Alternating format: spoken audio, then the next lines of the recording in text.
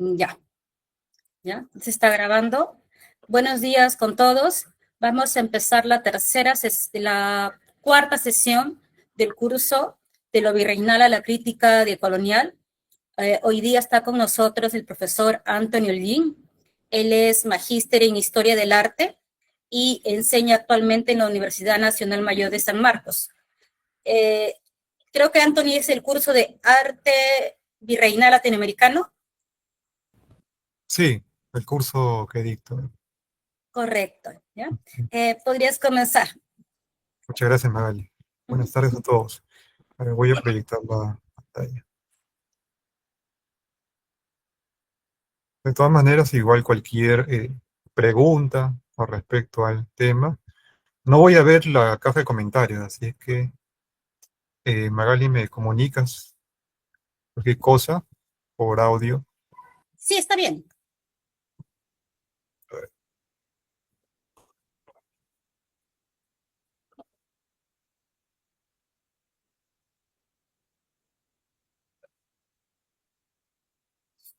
Se observa, ¿no? Sí. Bien. Bien, buenas tardes. Muchas gracias por su asistencia. El día de hoy voy a tocar un tema importante. Precisamente en el siglo XVIII, ya en los cursos anteriores habrás visto un poco de siglo XVII, en gran medida también siglo XVIII, con respecto, por ejemplo, al tema que ya tocó el maestro Mariaza, el tema de iconografía, o el tema también de Magali, que ha versado sobre el tema de Mariano, ¿no? Entre siglo XVII y siglo XVIII, en ese sentido. Lo que voy a tocar yo es el tema de circulación de las artes y los artistas en esta centuria. Es una centuria importante en el sentido que es un espacio de consolidación del arte virreinal. Expresamente lo que voy a ver y lo que voy a comentar en este tiempo muy corto en realidad, voy a tocar expresamente el tema del enfoque de Lima, la ciudad de Lima, la capital del Virreinato de Perú, y que no voy a profundizar o no voy a comentar mucho el tema de pintura o el tema de escultura. Justo en esta presentación que he traído hoy día he colocado un colofón con respecto al tema de retablo y pintura, pero lo que voy a tratar más en mayor profundidad en ese sentido es el tema de dibujo. Lo que voy a ver, lo que voy a comentar a partir de imágenes es el tema de dibujo, un aspecto que no ha sido muy profundizado y estudiado en ese sentido en los estudios del arte virreinal. Prácticamente toda la historiografía sobre este campo que ha versado ya desde el siglo XX, décadas de los años 20 del siglo pasado, en relación a la pintura cusqueña, o en relación a la pintura, en menor medida, la pintura limeña o cusqueña, o en la escultura también, o en el tema de arquitectura. Mucho no se ha tocado referente al aspecto del dibujo, ya que el dibujo es importante para la época virreinal porque manejar, emplear esta técnica, el tema del dibujo, era un dominio necesario, especialmente cuando hablamos de artesanos, ya que el arte, el concepto de arte que entendemos ahora no era el mismo para la época, no era el mismo para esta definición, no era de la misma manera utilizada en estas centurias, ya que las artes estaban vinculadas necesariamente al campo de los artesanos. En ese sentido, tanto pintores como escultores, plateros incluso, o carpinteros, etcétera, son artesanos dedicados al trabajo de su oficio, y estos oficios generalmente están vinculados o organizados en gremios. Los gremios son justamente corporaciones de estos artesanos que están organizados de acuerdo a su oficio y que defendían en ese sentido, sus privilegios, defendían sus herramientas de trabajo, pero también defendían sus contratos y obras, ¿no? Y muchos de estos artesanos necesariamente tenían que manejar muy bien el tema del dibujo. Caso concreto, los pintores o los escultores, los plateros, necesariamente tienen que dominar el dibujo, o incluso los arquitectos, ¿no? Vale decir también que, por ejemplo, un sastre o un bordador tenía que también manejar muy bien el tema del dibujo. Y esto lo demuestra muy bien, por ejemplo, los contratos, que son estos documentos donde se expresa muy bien el tema de las relaciones de los oficios o los nombramientos de estos maestros de estos oficios, que se señala muy bien cuando hablamos de, por ejemplo, de bordadores o de tejedores, tenían que manejar ciertos patrones a partir del manejo correcto del dibujo, ¿no? Entonces vamos a ver que esta circulación, en ese sentido de lo que voy a tratar hoy día, el tema de circulación de artes y artistas, está expresamente vinculado al tema del dibujo. Y la circulación en el sentido de que el dibujo preferentemente se utiliza a partir de un soporte importante. Y este soporte es el papel. El papel es el soporte importante, es el elemento básico para el cual estos artistas o artífices utilizaban la herramienta del dibujo, y que en muchos casos estos documentos, a partir de estos dibujos, se encuentran, por ejemplo, en documentos notariales o en documentos de contrato o incluso en libro de cuentas, entre otros, ¿no? Estos documentos circulan en ese sentido alrededor de la ciudad, pero también circulan en diferentes latitudes o geografías. Caso concreto, por ejemplo, el tema de las ejecutorias. Las ejecutorias son documentos donde una persona daba prueba de su linaje o trataba de demostrar su linaje o nobleza a partir de su genealogía. Y en ese sentido, estas ejecutorias o documentos de genealogías se acompañaban, en la mayoría de los casos, se acompañaban de dibujos. Dibujos, pero también pinturas en estos documentos interesantes, ¿no?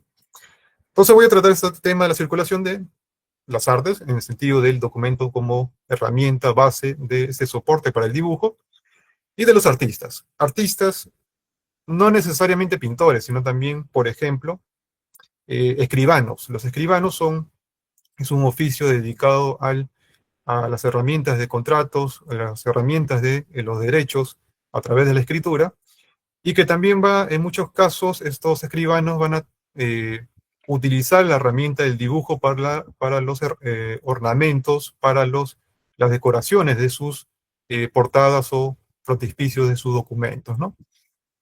También vamos a ver, por ejemplo, artistas itinerantes, como el caso concreto, más de uno sabrá o conocerá, por ejemplo, la figura de Matías Maestro. Matías Maestro es un artista, arquitecto, pero también pintor, que fue una figura clave dentro de ese tránsito de ese estilo o ese panorama artístico denominado neoclasicismo, que va a llegar hacia finales del siglo XVIII a Lima, y que este artista va a llegar a Lima como comerciante y se va a insertar en la ciudad a partir de una relación comercial, especialmente con una corporación de mineros, y unos mineros de esta corporación que va a trabajar en la región Ande de Pasco, le va a encargar hacer dibujos de exploración científica para justamente explorar la geografía del Cerro de Pasco eh, para proyectarse o para finalmente buscar minerales para el comercio, ¿no? Especialmente el tema del azogue. Entonces vamos a ver que estos dos conceptos que vamos a tratar, el tema de circulación en relación al dibujo y el tema de la circulación o tránsito de los artistas, va a estar íntimamente ligado en ese sentido, ¿no? Entonces hay que tener en consideración algunos puntos sobre este aspecto. Y es que las artes, como bien comentamos, el tema de los pintores, escultores, arquitectos, alarifes, plateros, etcétera, son oficios, son profesiones artesanales. Es decir, estos personajes o estas corporaciones de artistas, dentro de la centuria siglo XVI, siglo XVII, siglo XVIII y principio del XIX, son eh, profesiones dedicadas al trabajo artesanal.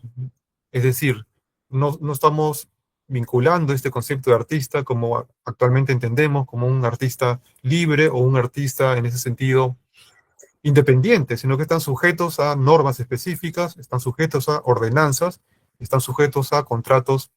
En ese sentido, también importante señalar el tema de que están regularmente inspeccionados o controlados por su corporación, ¿no?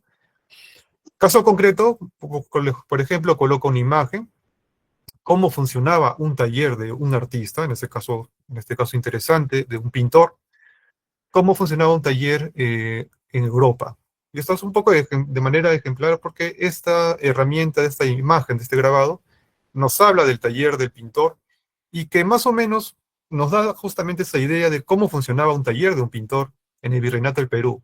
Si bien es cierto, no tenemos imágenes de los talleres artísticos en el Virreinato peruano, esta imagen es muy paradigmática en el sentido que ejemplifica muy bien cómo se manejaba ese oficio en el taller. Entonces, este grabado es interesante de colar, es un grabado de finales del siglo XVI y nos muestra justamente cómo funcionaba el taller de pintor. Los talleres generalmente, no generalmente, es una regla muy básica para entender el oficio artesanal, y es que el taller está dominado o está administrado por un maestro. Generalmente el maestro es el que domina o el que administra su tienda o taller, y lo podemos ver muy bien acá, por ejemplo, la muestra en la imagen, como el maestro se nos muestra en primer plano, en la parte central, pintando un lienzo, justamente pintando una escena iconográfica de San Jorge venciendo al dragón. El maestro es el primero, dentro de la jerarquía de un taller. Luego siguen los oficiales son un rango menor al maestro, quienes están proyectados a eh, justamente a establecer un taller, es decir, están proyectados a ser maestro, y estos oficiales generalmente acompañan al maestro en las obras de, por ejemplo, moler los pigmentos, como podemos ver en el lado derecho de la imagen. A ver, voy a proyectar con puntero láser. Si pueden ver el puntero láser, estos son los oficiales que trabajan íntimamente con el maestro, generalmente trabajan moliendo los pigmentos o también trabajan empezando las obras pictóricas para que finalmente el maestro los acabe. O por ejemplo en Evano observamos a un oficial que está portando sobre la cabeza un lienzo ya preparado en ese sentido, ¿no? Y en el último rango bajo de la jerarquía del taller están los aprendices, es decir, los aprendices generalmente, por regla general también, que estos aprendices eran niños, ingresaban de muy pequeña edad. Generalmente ingresaban entre los 8 hasta los 14 años al taller para que finalmente vayan escalando poco a poco de aprendiz hacia oficial y finalmente se reciban como maestro, ¿no? Estos aprendices, como vemos en el primer plano, están acá sentaditos, estos niños, y estos niños, tanto del lado izquierdo como el derecho, están aprendiendo a dibujar. En ese sentido es importante ver esa herramienta del dibujo en la preparación de un artista, ya que desde muy niños se van formando, por ejemplo acá sí podemos ver cómo este niñito está aprendiendo a dibujar ojos, o en el lado izquierdo, cómo este niñito está aprendiendo a dibujar un busto de esta mujer, ¿no? Es decir, es un elemento trascendental para entender cómo funciona un taller de pintor y también cómo funciona la herramienta del dibujo en el aprendizaje de la formación de un artista. Este es caso concreto para el tema de pintura, pero también funcionaba, por ejemplo, en el tema de la escultura. Me he colocado una imagen acá, pero para que se entienda que el dibujo va a ser una herramienta esencial en la formación de un artesano, en el tema de su oficio, y que esta imagen es muy particular para ver esa relación jerarquizada de la formación de un artista, ¿no? Entonces, para entender un poco este métodos profesionales de los artesanos que van a funcionar en Virreinato de Perú, es que son tres categorías, como habíamos señalado.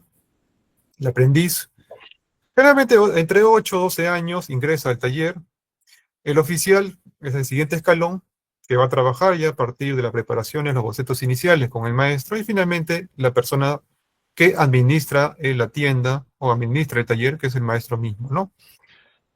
Entonces es importante ver esas categorías o esas divisiones jerarquizadas, ya que es un sistema medieval, es decir, desde la Edad Media, prácticamente ya desde el siglo XI, este sistema de el taller artesanal va a funcionar a lo largo de las centurias y se va a replicar en el Virreinato del Perú justamente ya desde la fundación de la ciudad misma, ¿no? Vienen maestros españoles, vienen maestros italianos, y continuamente los oficios artesanales se van a ir ejecutando a partir de estas normas o estas prerrogativas medievales, ¿no? Esto es muy paradigmático en el sentido de cómo es la formación de un artista. Y una vez más, no hay que entender en ese sentido que los artistas son independientes o están sujetos de una libertad muy clara, sino que están siempre controlados a partir de su oficio o de su corporación importante, ¿no? Entonces hay que tener en consideración estos métodos, ya que como una vez más, el tema de pintura, escultura, otros oficios, siempre va a estar muy presente el tema del dibujo en la preparación del artesano. Por ejemplo, dentro de los oficios, en la parte del aprendiz, para que un niño ingrese a un taller del maestro, se hace un contrato, es decir, se hace un documento, se hace como se denomina en la época, un asiento de aprendiz, que es un contrato entre el apoderado del niño, ya sea los padres, los tíos, o incluso, en el caso que sea un niño huérfano, la administración del hospicio que está dedicado justamente de huérfanos, encomienda al maestro para que se encargue de dedicar a la formación de este niño para que paulatinamente con los años se vaya formando hasta ser oficial y finalmente examinarse como maestro, ¿no? Documentos como este, por ejemplo, es abundante en el siglo XVI, finales del siglo XVI, principio del siglo XVII, es muy abundante la documentación referente a los asientos de aprendices, los contratos para la formación de artesanos, en la relación justamente con pintura o escultura.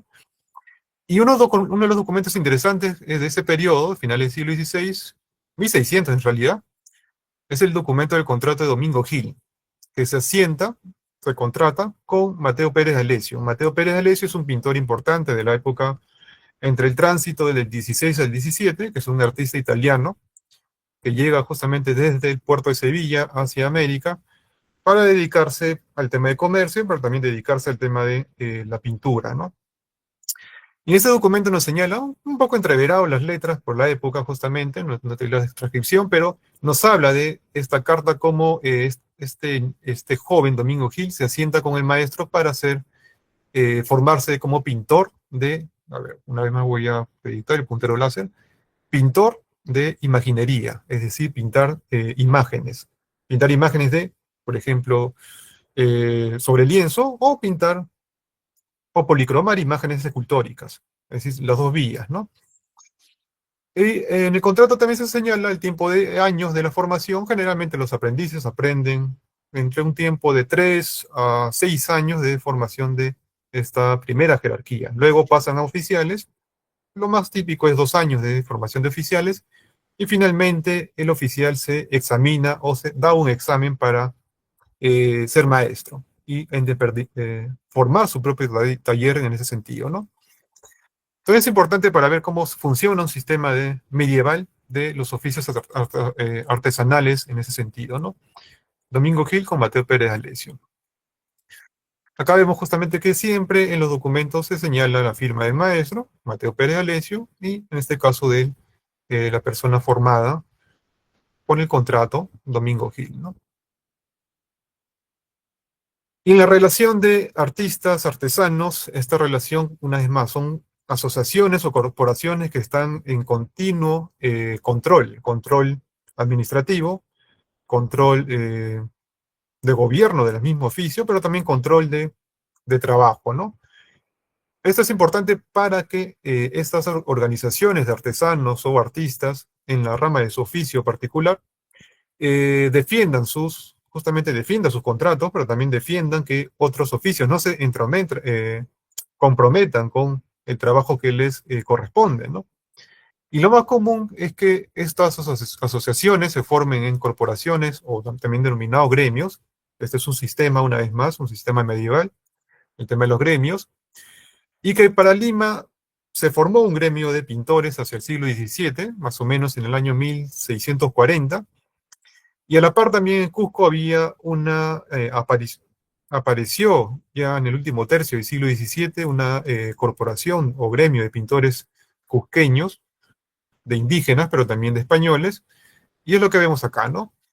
Una de esos gremios importantes, que va a ser la cusqueña, que va prácticamente entre siglo XVII, siglo XVIII, va a ser continuo, una vez más relacionados a la defensa de su oficio particular, pero también a la defensa de su oficio en relación a su condición étnica, ya que los cusqueños van a tener una riña muy constante en ese sentido con pintores, pero también con escultores, criollos y españoles, ¿no?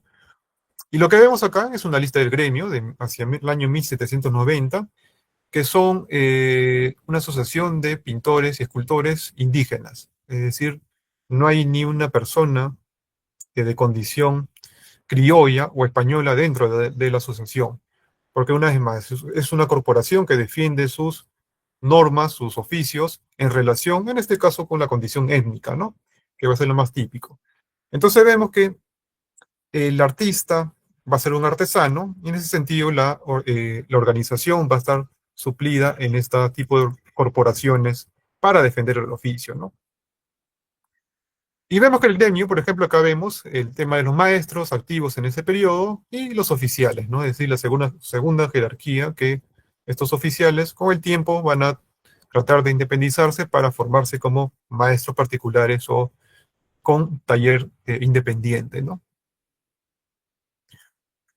Entonces, teniendo en consideración algunos de esos aspectos importantes en en el aspecto económico, en el aspecto social, vemos que la formación del artesano o artista necesariamente, inicialmente se forma en el tema del dibujo, ¿no? Copiando, por un lado, el tema de bustos, de esculturas, para el caso europeo, pero lo que va a suceder para el caso del virreinato peruano es que los artistas en formación van a copiar grabados, es decir, estampas. Las estampas, generalmente estampas a partir de matrices de planchas de cobre o calcografías, o también de planchas de matrices de madera, ¿no? Entonces estos artistas, pintores y escultores generalmente van a aprender el oficio de dominar la figura humana, de aprender la anatomía, las proporciones, etcétera, que eran elementos básicos para finalmente formarse dentro de su profesión. Y es que van a copiar grabados, como mencionaba, y para que nos dé una idea más o menos de cómo se empezaban estos aprendices, les coloco esta imagen. Esta es una pintura de género, una pintura de pequeño formato, donde justamente nos ejemplifica el sentido cómo estos aprendices niños se formaban en la herramienta de la copia de grabados. Porque, como comentábamos, el Virreinato de Perú no necesariamente se copiaba bustos o esculturas, ya que nuestro contexto era muy diferente al contexto europeo. Y las imágenes en el cual estos artistas se formaban era justamente a través de estas imágenes de estampas o grabados que circulaban constantemente en las ciudades a través del comercio artístico entre Europa y América, ¿no? Entonces esta imagen es muy ejemplar, muy paradigmática en ese sentido, como estos dos niños copiando estampas, estampas francesas en realidad, podemos observar justamente que este niñito utiliza no un grafito, no un carboncillo, sino utiliza una pluma con tinta, ¿no? Es decir, esta pluma entintada va a ir copiando, como podemos ver en la parte inferior, va a ir copiando a través de su cuaderno los elementos a partir de estas figuras colocadas en esta estampa que sobresale de ese librito, ¿no? Claro ejemplo, también podemos ver el otro niño que tiene su cuaderno abierto, que ya ha terminado algunas figuras, y cómo nos muestra de manera un poco alegre la estampa que está cogiendo sobre la mano, justamente comunicándonos que él ha copiado esa imagen grabada, ¿no? Entonces es interesante ya que los elementos que se utilizan para la formación del artista en el tema de las herramientas, las plumas entintadas, pero también va a ser muy común el uso de los grafitos que más adelante les voy a mostrar. Entonces vemos, por ejemplo, estos detalles de los grabados, un detalle de una figura humana, de posiblemente una imagen de un vagabundo, que es muy característico en estas escenas de género, de tipos y costumbres de la Europa del siglo XVII. Justamente nos muestra la escena de un mendigo con muletas que estos niños están copiando, ¿no? Y acá tenemos el grabado justamente que donde se ha retomado el pintor para tomar el modelo de estas copias de los aprendices a partir del ensayo y error, en realidad, de trabajo anatómico de las figuras a partir de estampas, ¿no? Entonces vemos que esta formación del aprendiz a partir de las copias de grabado va a ser un elemento muy común, un elemento básico en el aprendizaje del dibujo en el virreinato peruano, y nos ejemplifica muy bien este carácter o esta pinturita en el cual nos muestra, ¿no? Acá, por ejemplo, otro niño que estaba copiando es justamente esta escena de un gentilhombre con manos juntas, donde nos habla una vez más de esa relación directa de copiar los grabados para, especialmente copiar los grabados a partir de figuras humanas para el tema de proporciones de la figura, ¿no? Y aterrizamos a Lima. En Lima, en realidad, lo que le voy a mostrar hoy día, no son muchos dibujos, no hay muchos dibujos conservados en Lima. Y esto por una simple razón. En Lima sucede que el tema de estos dibujos, generalmente de los aprendices, o por ejemplo, estos dibujos que están insertos en documentos de contratos u otras documentaciones, se han perdido por el tema de robo o se han perdido por el tema de conservación, ya que la ciudad de Lima es una ciudad muy húmeda y generalmente estos documentos, estas tintas, eh, tienen componentes de hierro muy consolidadas y con el tiempo estas tintas se humedecen y finalmente se oxidan y queman el papel y se pierden, ¿no? Entonces son pocos los documentos, son pocos los dibujos. Un cuaderno de dibujo, por ejemplo, conocido ya por todos, justamente la Nueva Corónica y Buen Gobierno de Guamán Poma de Ayala, que se conserva en Europa, que está fechada hacia el 1615. Pero luego es muy poco lo que se conserva en Lima e incluso en Cusco, ¿no? O incluso en el norte, para ver justamente cómo era este aprendizaje o cómo era esa formación en la herramienta del dibujo en la formación de un artista. Entonces es interesante, por ejemplo, casos concretos como esta, de un dibujo inserto dentro de un documento, en este caso es un documento de pago, de Juan Bautista Planeta. Juan Bautista Planeta es un artista italiano que estuvo activo en Lima entre los años 1620 hasta los años 1650 aproximadamente, y que ha sido trabajado recientemente por un historiador del arte llamado Javier Chuquiray, y que justamente ha encontrado este dibujo dentro de documentos contables de este artista. Y ese artista, a través de esos documentos de pago, ha podido Chuquiray encontrar un dibujo a partir de grafito y carboncillo sobre la imagen de una iconografía de San Jerónimo penitente. Justamente vemos ese rasgo un poco transparentado, un poco diluido del diseño, pero nos muestra a través de estas líneas simples el manejo correcto de la anatomía de este santo o incluso el atributo común de este santo penitente, ermitaño, con la cabeza, con el cráneo sobre esta suerte de roca, ¿no? Entonces es un elemento interesante en el sentido de un artista, un maestro pintor, es decir, es un pintor que ya tiene en ese momento un taller consolidado en Lima y que a través de sus documentos contables nos demuestra esa relación de esos dibujos que son bocetos de preparación a partir de posiblemente encargos de estas escenas que finalmente lo haya pasado al nivel pictórico a través del lienzo o a través del mural, ya que este Bautista Planeta fue un pintor muralista también, ¿no? Entonces vemos que lo más posible es que este artista haya tomado imágenes a partir de grabados para construir esta inventiva de esta imagen, como podemos ver el lado derecho, ¿no? Es simplemente de manera para ejemplificar, ya que no tiene relación directa la imagen del grabado que he colocado acá, pero para que veamos justamente cómo un artista, lo más posible es que haya retomado un grabado o haya retomado varios grabados para construir la imagen final de este San Jerónimo, ¿no? Un elemento trascendental e importante que hay que señalar, señalaba por un lado el tema de la tinta. Los artistas trabajan el dibujo a partir de la tinta, en algunos casos, directo sobre el papel, pero también trabajan los grafitos. El grafito generalmente se utiliza para hacer las líneas o el dibujo, y el carboncillo se utiliza para hacer las sombras. Es decir, podemos ver, por ejemplo, cómo el grafito maneja muy bien las siluetas, las líneas simples de la figura del cuerpo de San Jerónimo, y en la cabeza observamos muy bien cómo las sombras están hechas a partir del carboncillo, ¿no? Es decir, el carboncillo te permite realizar las sombras, pero también te permite generar los volúmenes de los cuerpos, ¿no?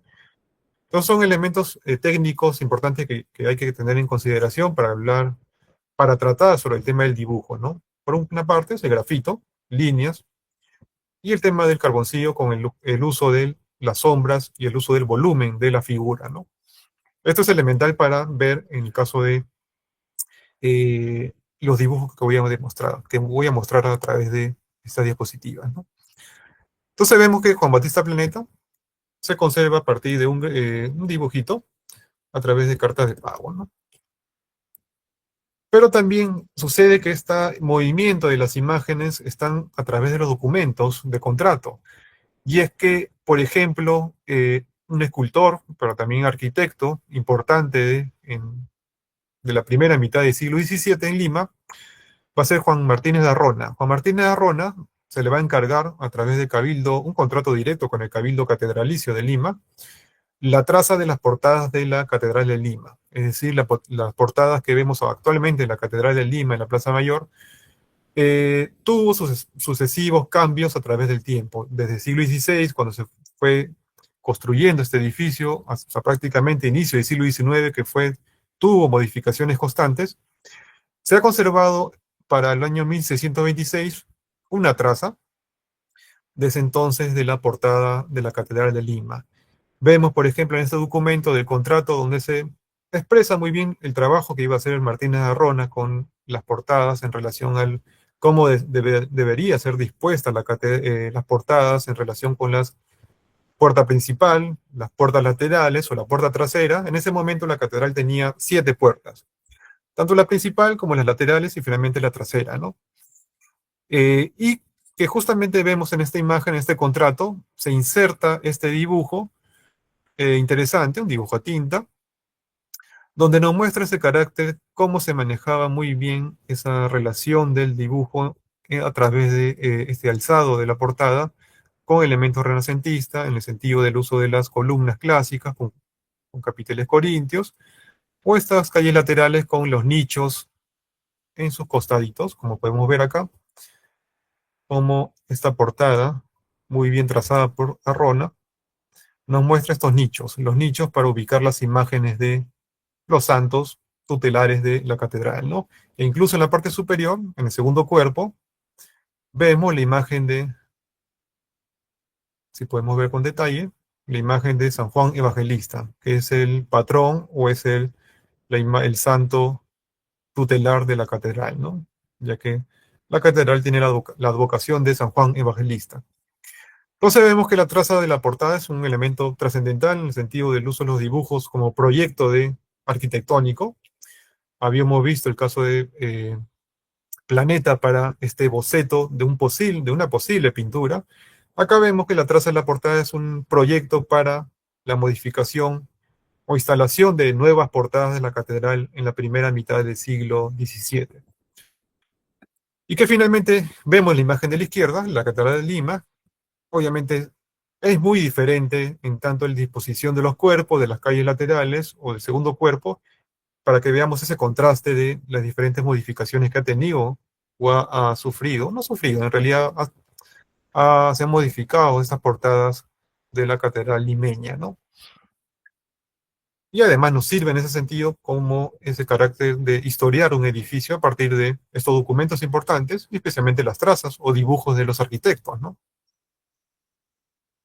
Muy bien, entonces voy a señalar algo interesante, algunos de los puntos interesantes del tema de esta circulación de imágenes o circulación de obras a partir de los dibujos, y es que es el tema del dibujo ornamental. Y cuando me refiero al dibujo ornamental, es decir, son dibujos que acompañan a los documentos. Generalmente los documentos que he rastreado para esta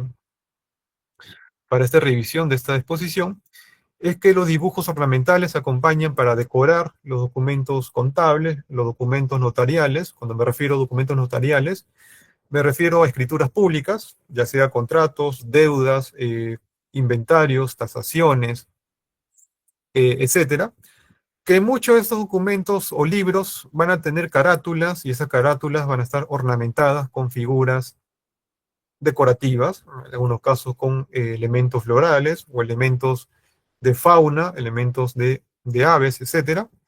que van a acompañar a lo largo de estos documentos, ¿no?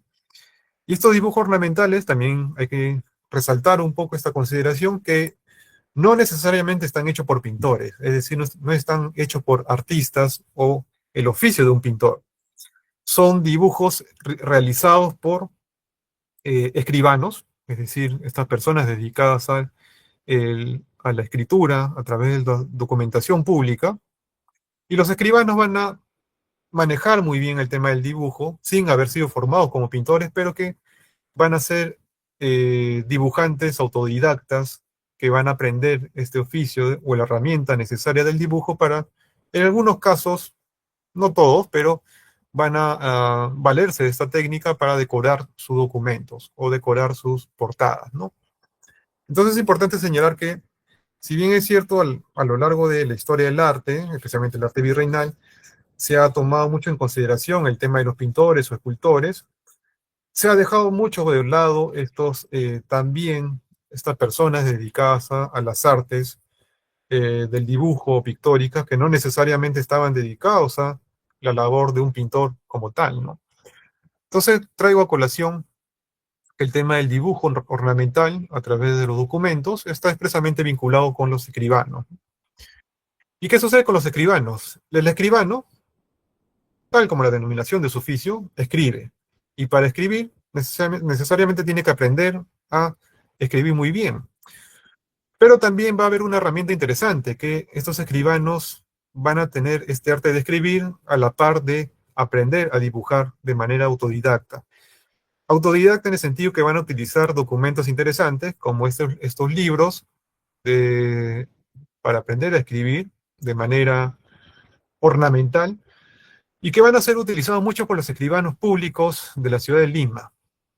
Caso concreto, este es uno de los documentos, uno de los libros que va a influenciar a muchos escribanos limeños, que es un texto denominado Nueva Arte, donde se destierran las ignorancias que hasta hoy ha habido en enseñar a escribir, un libro publicado en 1616, pero también paulatinamente ha tenido varias ediciones posteriores, pero que desde el siglo XVII hasta principios del siglo XVIII va a ser una herramienta básica para el escribano y aprender muy bien a escribir, ¿no? Porque muchos de estos documentos eh, tienen una calidad de escritura muy detallada, en el sentido que estas escrituras prácticamente van a ser muy dibujísticas y muy estilizadas.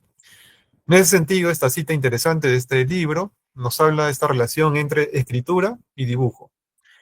Por ejemplo, ¿qué nos dice esta cita? El escribir es un dibujo bueno, estando fijo en la memoria e imaginación, agrandando a la vista con la aceleración y movimiento de la mano, pone por obra lo que tienen en su mente. Es decir, desde ya vemos que este arte de no escribir va a recalcar mucho el sentido de el escribir como una herramienta de dibujo bueno, ¿no? Es decir, este carácter técnico va a estar necesariamente ligado a un placer, no un placer, una herramienta estética para el placer de los ojos, ¿no?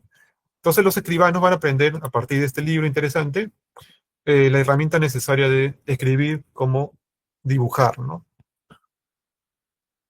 Y una vez más, no es un elemento necesario no necesariamente que un pintor haya aprendido también a través de este libro, sino que este libro está dedicado exclusivamente para los escribanos o las personas dedicadas a la escritura, especialmente escritura pública. A lo largo de las páginas, por ejemplo, vemos cómo un escribano debía aprender a utilizar muy bien la pluma.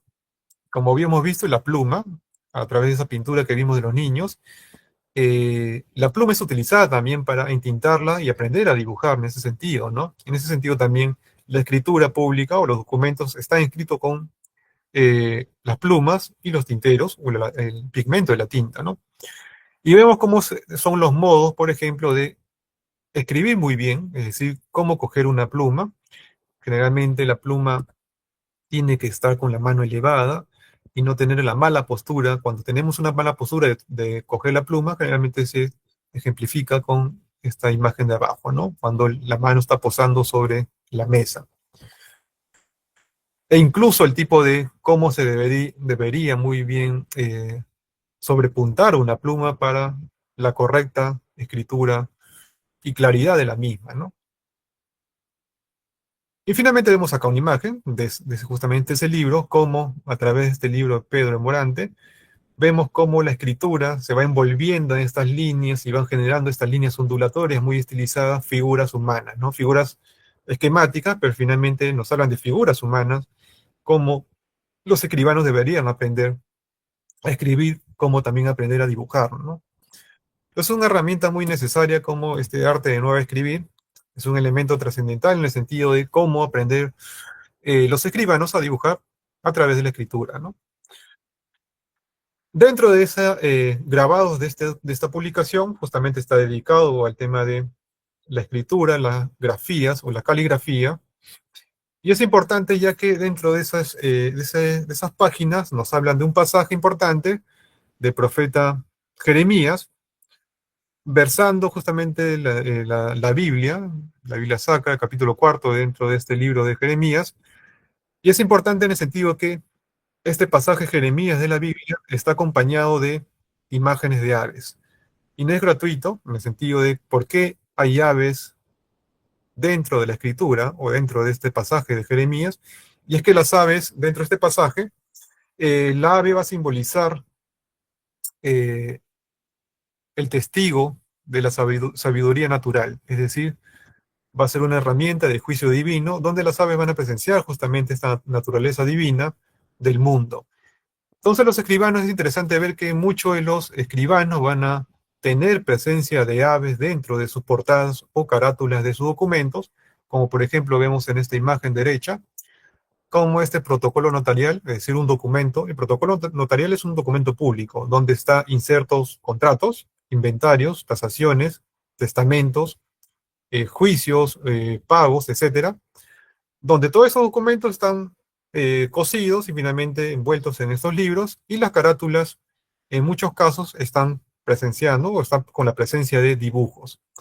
Y estos dibujos están hechos por los propios escribanos, como es caso concreto, como Pedro Pérez Landero, donde nos muestra esta relación íntima de la naturaleza a través de estas plantas, u hojas, o flores, pero también va a estar muy recurrente la presencia simbólica de las aves. Y una vez más, las aves, en el sentido de, retomando este pasaje de Jeremías, donde el ave va a ser un elemento de testigo de la sabiduría natural, y el testimonio sabio, natural, siempre va a estar presente en los documentos notariales, ya que la mayoría, no en la mayoría, en todos los documentos notariales, siempre se va a cerrar los documentos, se va a concluir con una cruz cristiana, para justamente testificar de su originalidad, pero también de su calidad divina, ¿no? Entonces, muchos de los documentos de los escribanos van a tener presencia de aves, presencia de naturalezas, y una vez más, relacionando con el carácter divino y celestial de estos documentos, ¿no?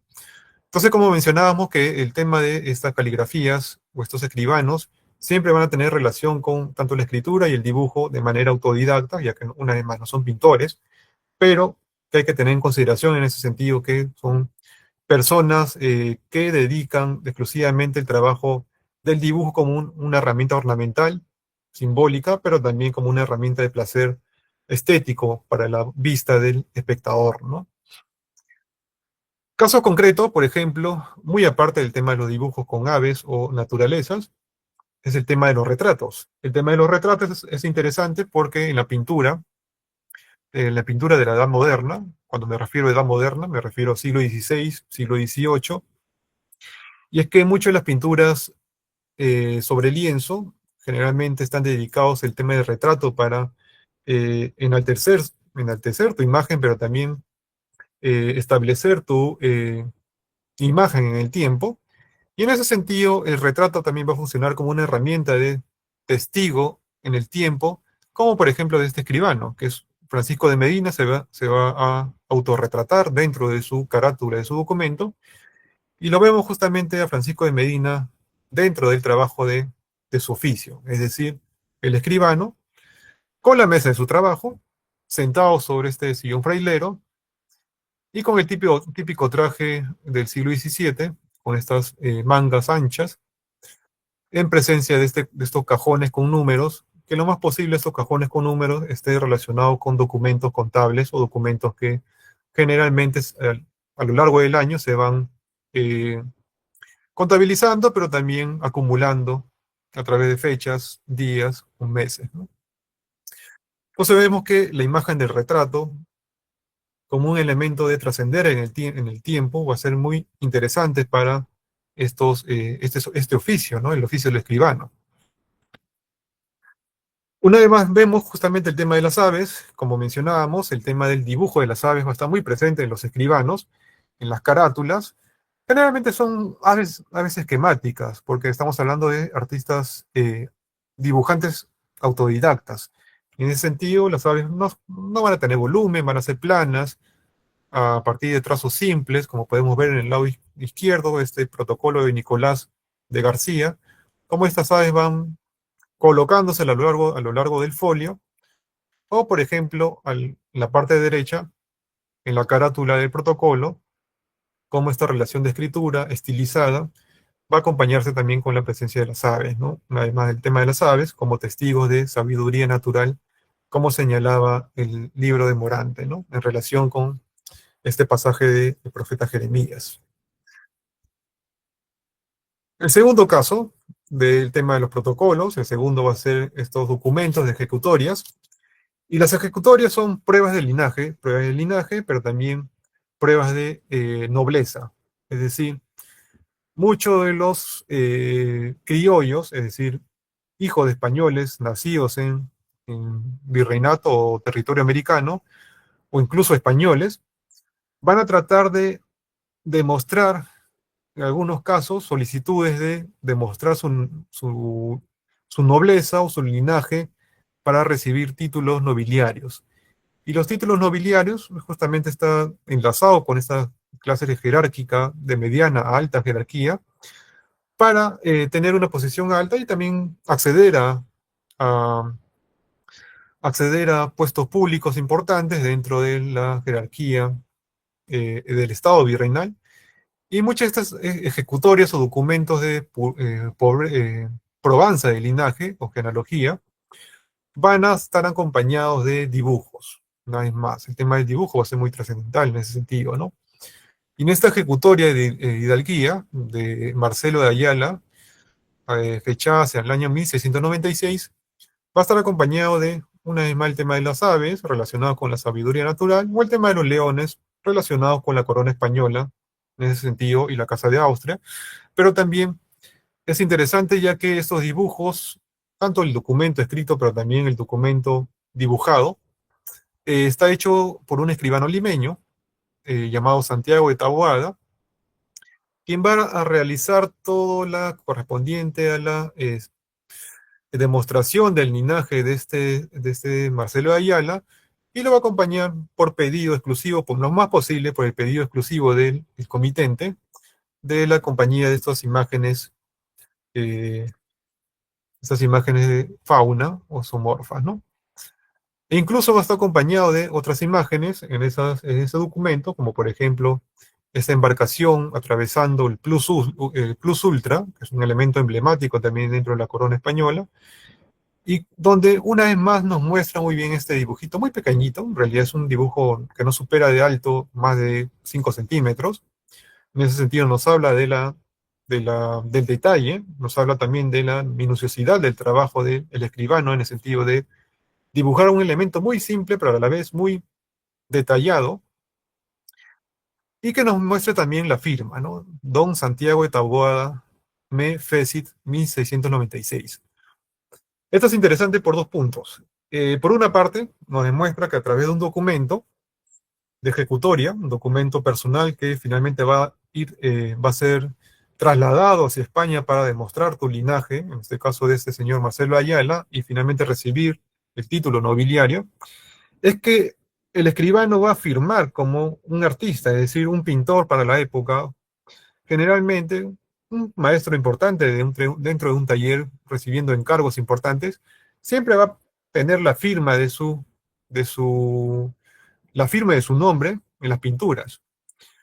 Y esto que nos demuestra es que Santiago de Taboada, como escribano, también va a tratar de una relación íntima o paralela con el trabajo de un pintor, en el sentido que va a firmar un documento, no una pintura, pero sí un documento que va a ser trasladado desde América hacia Europa, especialmente a España. Entonces nos vemos justamente que don Santiago de Taboada firma con este latinismo, un término latín que es me fecit, o lo hizo, o lo realizó, en el año 1696, ¿no? Entonces hay una íntima relación en ese sentido de esta búsqueda de identidad del escribano a través de un documento y especialmente dedicar el dibujo demostrando su autoría, ¿no? Es muy importante y también muy interesante en ese sentido, ¿no? Entonces, vemos que, por ejemplo, pasando ya de escribanos, dedicados exclusivamente al tema de las escrituras públicas, como también las ejecutorias, documentos muy personales para demostrar la nobleza, el tercer caso va a ser los libros de cuentas. Los libros de cuentas, donde se va a ir explicando los diferentes gastos de, ya sea una persona, una casa civil, una institución o una orden religiosa. En ese sentido, un caso importante, interesante, para el siglo XVIII, principio del siglo XVIII, hacia el año 1710, es el caso de Gregorio Monel. Gregorio Monel es un fraile dominico, es hijo de sevillanos, de una importante familia acaudalada de Sevilla que van a llegar hacia la segunda mitad del siglo XVII. Y el Gregorio Monel se va a instalar o va a pertenecer a la Orden de Santo Domingo, va a estar en el convento de Santo Domingo trabajando como misionero, pero también va a trabajar como dibujante de elementos ornamentales de los libros de contratos. Este es uno de los pocos libros de contratos de ese periodo del siglo XVIII, donde nos demuestra a partir de estos dos frontispicios o carátulas cómo Gregorio Monel, sevillano, lo más posible haya tenido una formación con algún pintor, tal vez de Sevilla o tal vez de Lima, en esa formación inicial del dibujo, para hacer estos tipos de diseños de los frontispicios del libro de cuentas.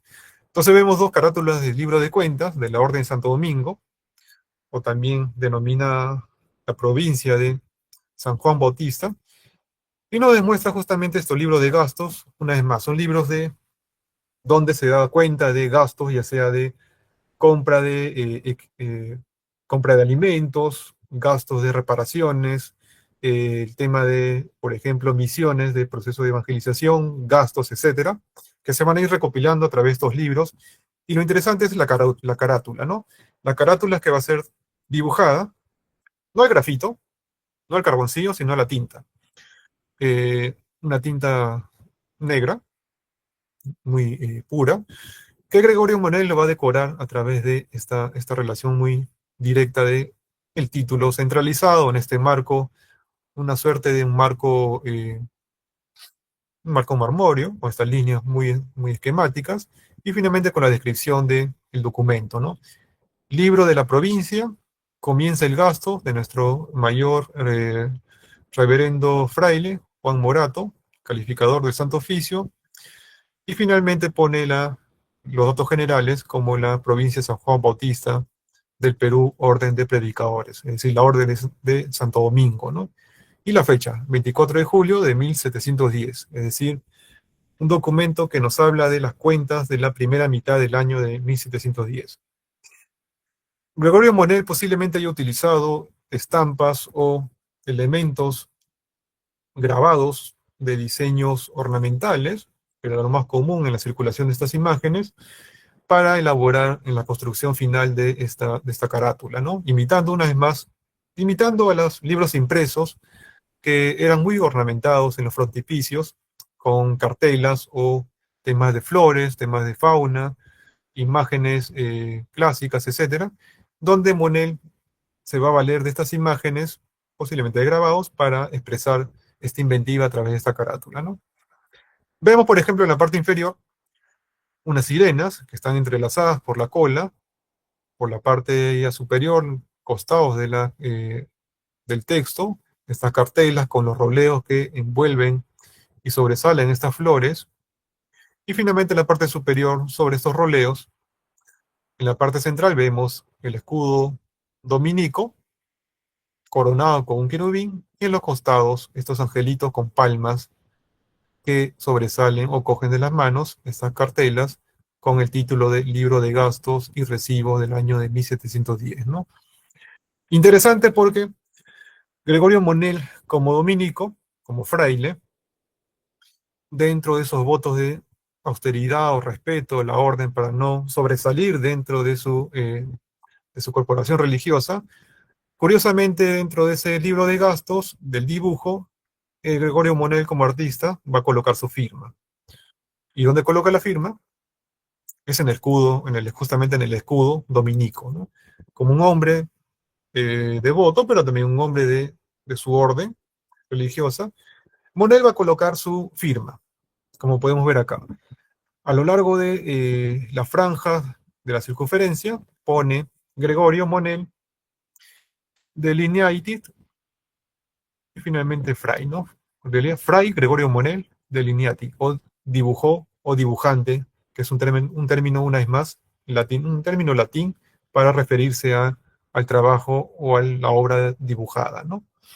Entonces es interesante para ver cómo justamente esta identidad que demostrar la presencia del artista dentro de un documento va a ser muy ejemplificador en el sentido que, como habíamos visto anteriormente, con el caso de la ejecutoria, como un escribano en un documento privado, va a estar muy presente el tema de la firma y resaltar su imagen a través de la firma.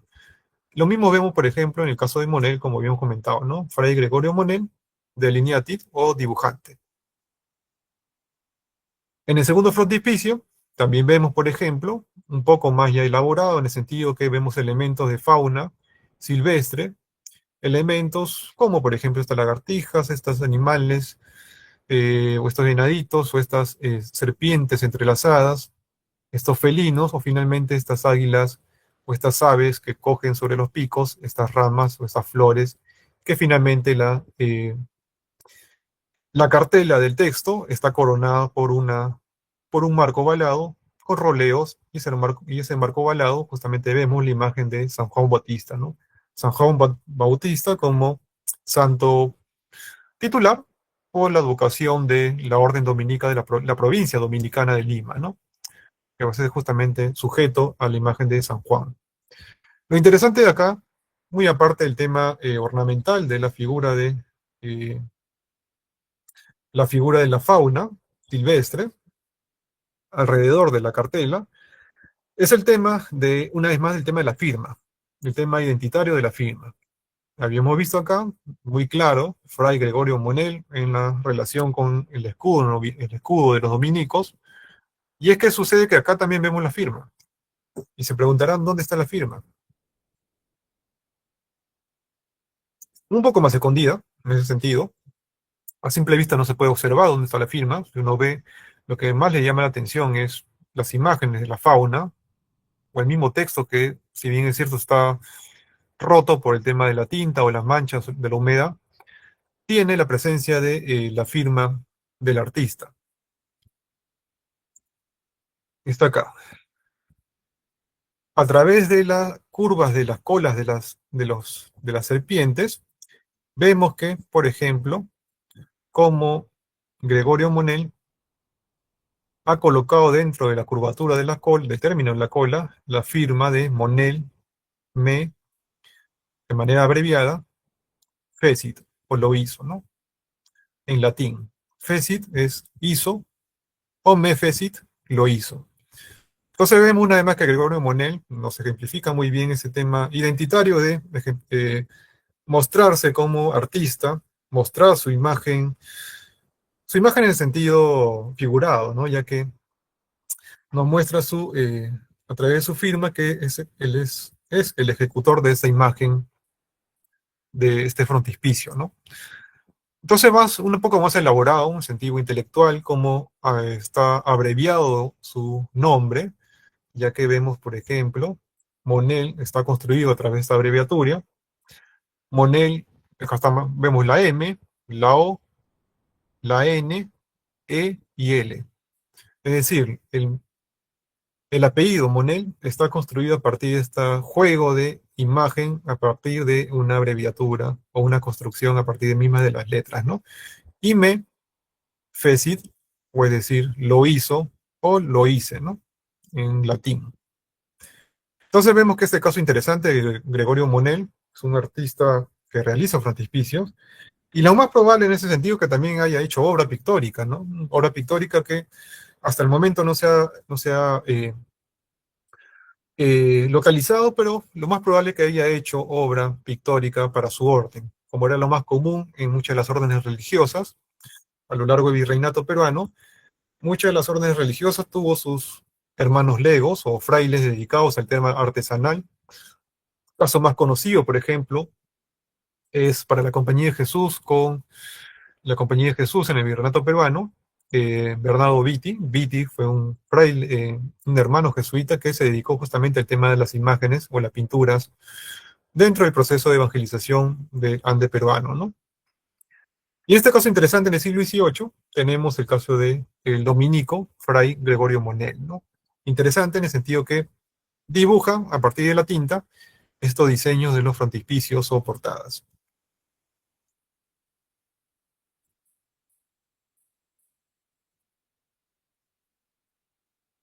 Un momento. Y dentro, partiendo ya de estos documentos que mostrábamos, del tema ornamental que acompaña justamente el placer estético de la vista del espectador a partir de estas imágenes, pasamos a un tema del dibujo de invención. El tema de dibujo de invención, esto va a estar íntimamente ligado a un aspecto central, y es el aspecto de las academias de bellas artes. Las academias de bellas artes, como entendemos ahora, es decir, tenemos una academia de bellas artes acá en Perú, que es la fundada hacia el año 1918, e inaugurada en el 19, si no mal recuerdo. Pero la Academia de Bellas Artes tiene un sentido importante de control, el control exclusivo de la pintura, la escultura y la arquitectura a nivel de institución estatal. Es decir, los gobiernos desde el siglo XVI, siglo XVII y siglo XVIII, especialmente las monarquías, van a estar íntimamente presentes a partir de los reglamentos o eh, establecimiento de academias artísticas para el control artístico, es decir, el control de los artesanos que en ese momento trabajaban de manera a través de corporaciones o gremios, y las academias va a ser una forma de controlar a nivel de Estado estos oficios, ¿no? Entonces es importante señalar que las academias, un poquito de historia, que las academias aparecen, la Academia de Bellas Artes como tal, aparecen en la segunda mitad del siglo XVI, con Vasari en Italia. Y es que Vasari funda una academia de bellas artes en la década de 1560 en Florencia, la Academia de Pintura, Escultura y Arquitectura, también conocida como la Academia de Diseño o Academia del Dibujo, porque la herramienta del dibujo es esencial para estos oficios. Y en ese sentido, la formación de una academia tenía como objetivo eliminar los gremios artesanales o los gremios dedicados a las artes pictóricas o escultóricas en la ciudad de Florencia, ¿no?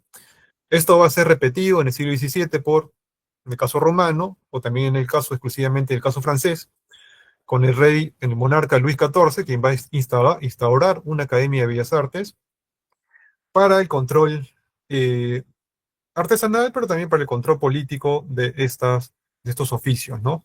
Siempre para el trabajo directo con el Estado. Especialmente el siglo XVIII, donde prácticamente toda Europa va a aparecer muchas academias de bellas artes. Vamos a ver, por ejemplo, que muy aparte de Italia o Francia, en el siglo XVIII van a aparecer academias artísticas controladas por el Estado o la monarquía, por ejemplo, en Inglaterra, o en el caso concreto en España. Y en España, cada territorio de la monarquía española va a tener sus propias academias. En Madrid se va a crear la Academia de Bellas Artes en 1757, más o menos, en Madrid. En Sevilla también se va a crear una, en Valencia, etcétera. E incluso esta relación de academias y monarquías va a tener eco en América con la creación de la Academia de Bellas Artes de San Carlos en México, en Nueva España. Una academia creada hacia el año 1782-83, que va a ser la primera academia de Bellas Artes en América, América virreinal. Lo mismo iba a suceder con Lima, con el virreinato peruano, ya que hacia principios del siglo XIX hubo un proyecto para instaurar una Academia de Bellas Artes en Lima, que iba a tener de nombre o de denominación Academia de Bellas Artes de San Hermenegildo, pero que finalmente no se va a concretar por el tema de la invasión napoleónica a España, ¿no? Finalmente se va a perder ese proyecto y va a quedar solamente en proyecto y no se va a instaurar ninguna academia en el territorio. De ahí que la Academia de Bellas Artes va a ser una de las últimas academias instauradas en el caso peruano a lo largo de Latinoamérica, ¿no? Una de las últimas instauradas en el tiempo. Entonces, en ese sentido, el dibujo en relación con la invención o en relación con el tema del intelecto, es decir, un artista de una academia va a estar muy desligado del plano artesanal, como habíamos visto inicialmente, es decir, eh, el artista que va a estar formado en la Academia de Bellas Artes va a ser un artista intelectual, generalmente artistas de clase media para alta, y no un artista, como habíamos visto en el caso de los talleres, que generalmente son artistas de clase media para baja, ¿no? Trabajando de manera artesanal para un público civil, pero también especialmente para un público religioso. Y lo que sucede con Bellas Artes, las Bellas Artes, siempre va a estar presente este concepto de idea del dibujo como una herramienta del intelecto, pero también una herramienta de ejercer la profesión de manera al buen gusto, el buen gusto clásico, el buen gusto recordando las normas de el placer estético, ¿no?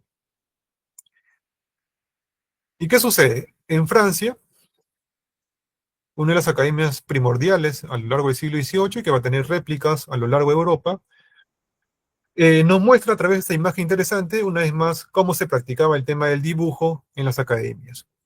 Vemos, por ejemplo, esta vista de una escuela de diseño, una escuela de dibujo, dependiente de la Academia de Bellas Artes, como este grabado de Denis Diderot, que está justamente dentro de la enciclopedia o Diccionario de la Razón y Ciencias de 1763, nos muestra cómo era el ejercicio de la copia o la herramienta del dibujo. Una vez más, una academia donde el neófito se forma, generalmente son niños que se forman en el oficio del dibujo para finalmente dedicarse exclusivamente al tema pictórico o al tema escultórico, ¿no?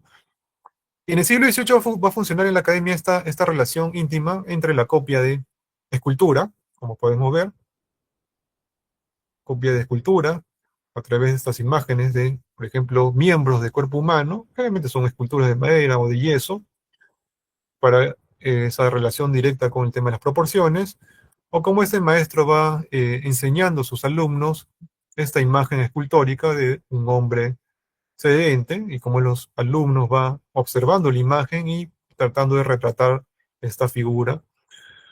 O finalmente vemos, por ejemplo, la copia natural, que va a ser una herramienta esencial dentro de la práctica del dibujo, la copia del natural, generalmente de hombres desnudos, que como vemos acá, este hombre está sujetando una suerte de vara, pero en realidad es una cuerda. Es un elemento esencial ya que los trabajos de copia natural de personajes desnudos, el modelo siempre va a tener que estar en una posición estática, por regularmente un tiempo muy prolongado, ¿no? Y para no moverse, el modelo para no moverse de su posición, lo que sucedía en las academias o los talleres eran que desde el techo colocaban cuerdas en caída y a través de esta cuerda el modelo sujetaba su mano para que no se mueva de posición, ¿no? Y es justamente lo que vemos acá, el modelo sujetándose de la cuerda para que no se caiga o no se mueva de su posición inicial, ¿no? O finalmente la copia a través de esculturas de gran formato, de mediano formato, gran formato, de estos elementos, ¿no? Entonces vemos que esta herramienta a través de las academias, ya no estamos hablando de talleres de artesanos, ya no estamos hablando de gremios, sino que estamos hablando de una institución importante relacionada especialmente a la clase aristocrática, la clase noble, donde la formación del artista va a estar íntimamente ligado al buen gusto clásico, es decir, al buen gusto de un periodo específico. Estamos hablando de 1763, el periodo del neoclasicismo, la vuelta a las normas de la antigüedad clásica, los modelos escultóricos, especialmente de la antigüedad clásica, a partir de modelos romanos o griegos, y que este buen gusto va a estar muy caracterizado en las academias a lo largo de Europa, ¿no? Este buen gusto con el tratamiento de la razón a través de la pintura y la escultura, ¿no? Entonces, interesante este caso porque solamente vemos en la imagen puros hombres, no hay mujeres, y es que las mujeres en las academias artísticas van a estar, no se le van a permitir a las mujeres formarse dentro de las academias. Por una parte, especialmente porque en las academias, como vemos en la imagen, se hace trabajo de dibujo natural, es decir, con hombres desnudos. Y esto está mal visto para que una mujer de cierta clase, de media para alta, frecuentara estos espacios donde generalmente iban hombres, pero también copiaban modelos hombres desnudos, ¿no? Para el tratamiento de las figuras humanas, ¿no?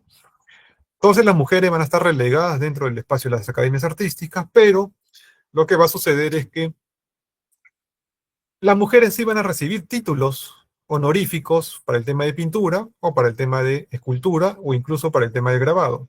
Son títulos honoríficos donde las mujeres cada cierto año, a lo largo de las academias artísticas, van a presentar a estas mujeres sus obras, generalmente obras hechas por ellas en sus casas o talleres eh, independientes donde trabajaban justamente con maestros independientes, y van a hacer sus obras pictóricas, escultóricas o grabados, etcétera, y lo van a presentar a la Academia de Bellas Artes para recibir un título honorífico.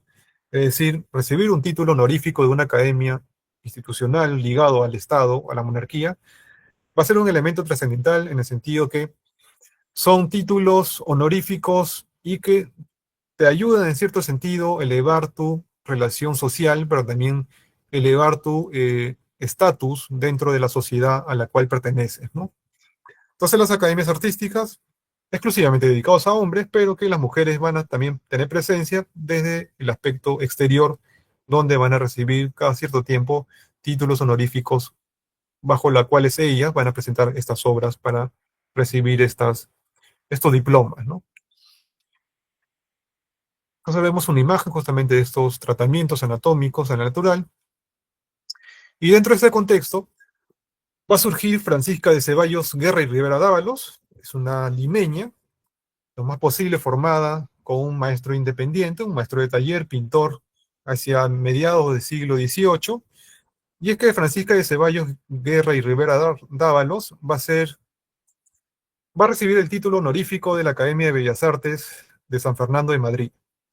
Como habíamos comentado, una academia fundada en la década de 1750 y que va a entrar en funcionamiento en el 57, pero que esta señora va a recibir un título honorífico, no se va a formar directamente por obvias razones, ya que son las academias artísticas están exclusivamente dedicados a hombres, pero sí va a recibir un título honorífico porque va a presentar ella una obra para recibir justamente este examen y finalmente el título o diploma de ser miembro de la Academia Madrileña de Bellas Artes, ¿no?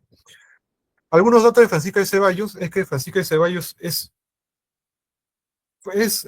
parte de una familia importante limeña de los condes de Santana de los Torres, una familia que eh, prácticamente dentro de su línea genealógica están desde el siglo XVI en Lima, y va a ser una familia muy acaudalada, ya que también van a comisionar obras dentro de la Catedral de Lima, incluso la figura o el padre de Francisca de Ceballos tiene su propia capilla en la Catedral de Lima, tiene incluso su escultura funeraria de su padre, se conserva actualmente en la Catedral de Lima, justamente en la capilla, en una de las capillas de la nave de la epístola, ¿no?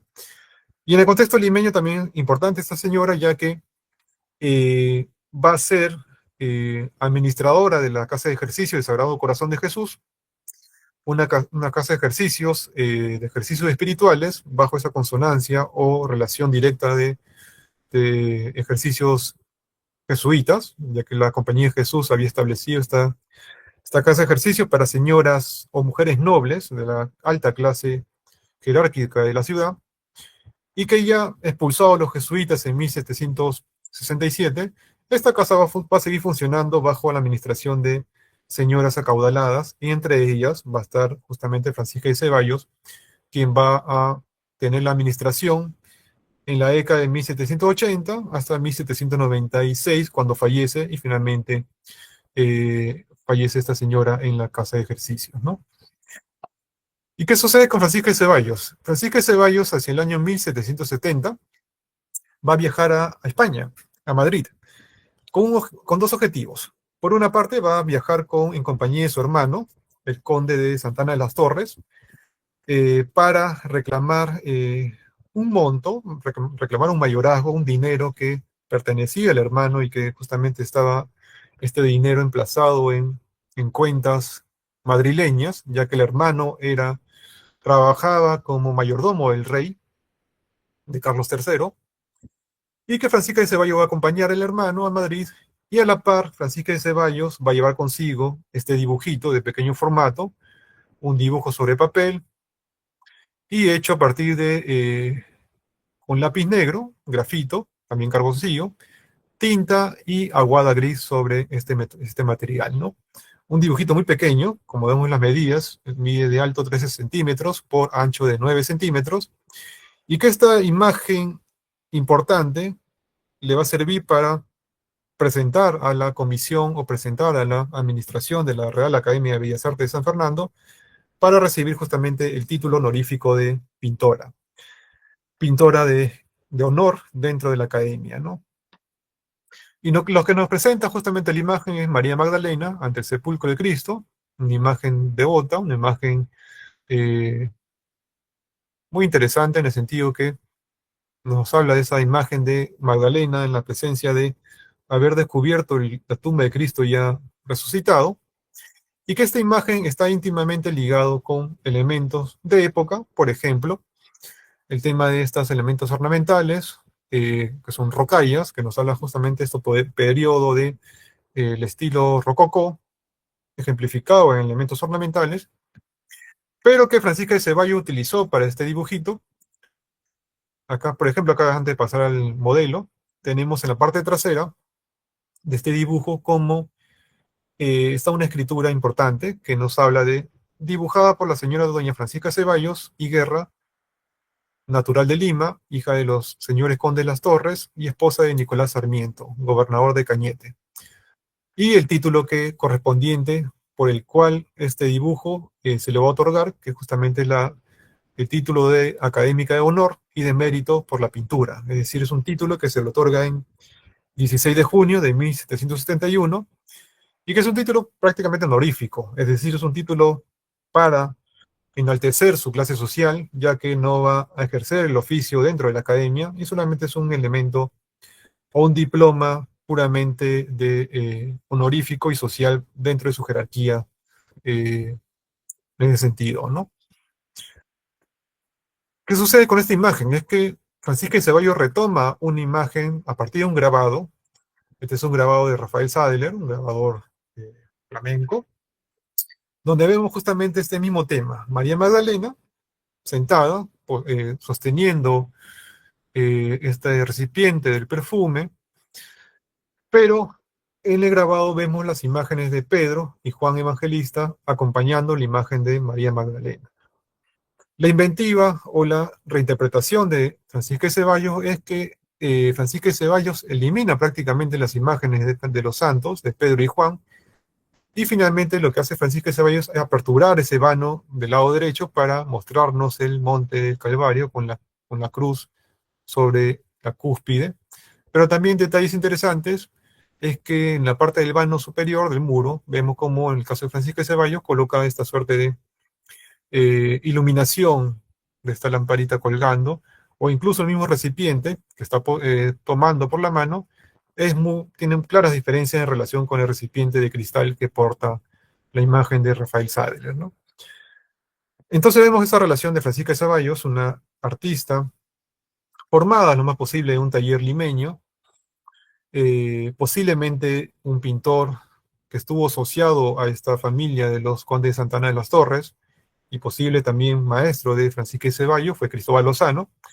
Cristóbal Lozano fue un pintor importante de la primera mitad del siglo XVIII, en Lima, ya que es un pintor vinculado a órdenes religiosas como los jesuitas, pero también órdenes religiosas como la Buena Muerte, e incluso fue pintor de Palacio Virreinal, ya que se conservan retratos de los virreyes, entre ellos el conde Superunda, pero también e incluso el hermano de Francisca de Ceballos, el conde Santana de las Torres, se conserva un retrato de su hermano y que actualmente está en exhibición en el Museo de Arte de Lima. Y justamente es un retrato hecho por Cristóbal Lozano, ¿no? Entonces hay una íntima relación entre esta posible formación con Cristóbal Lozano.